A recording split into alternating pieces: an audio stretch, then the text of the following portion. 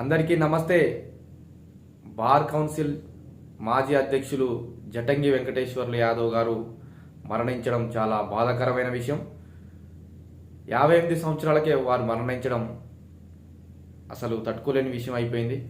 వారు యాదవులకే కాదు, బీసీలకు, బహుజనులందరికీ కూడా ఉచిత సేవలు అందించారు. ఎవరికైనా అన్యాయం జరిగితే వారి పట్ల నిలబడి ఆ కేసును గెలిపించుకున్న క్రమాన్ని అయితే మనం అందరం చూసినాం. సూర్యాపేట జిల్లా వ్యాప్తంగా అందరు చూసినాం.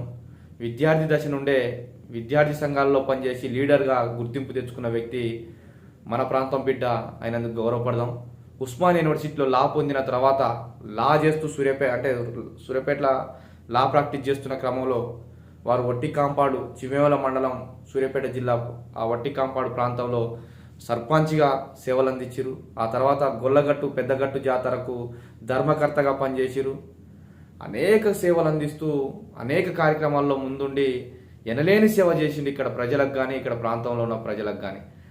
పాపం ఇక లివర్ క్యాన్సర్తో కొద్ది రోజులు బాధపడుతూ ఒకటేసారి మరి ఏమైందేమో కొద్దిగా అనారోగ్యం పరిస్థితి రావడంతో చనిపోవడం జరిగింది.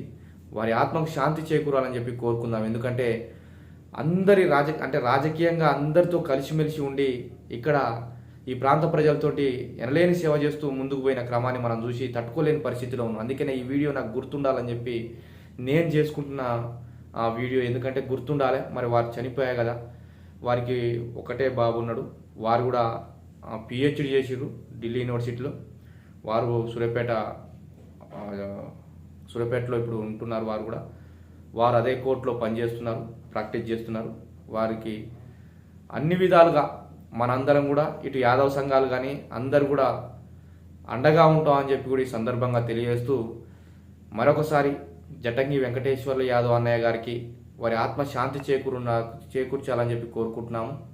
మనందరం కూడా వారి కోసం, వారి కుటుంబ సభ్యుల కోసం ప్రగాఢ సానుభూతి తెలుపుతూ ఇక రానున్న రోజుల్లో వారి కుటుంబానికి అండగా ఉంటామని చెప్పి కూడా తెలియజేస్తున్నాం. Thank you.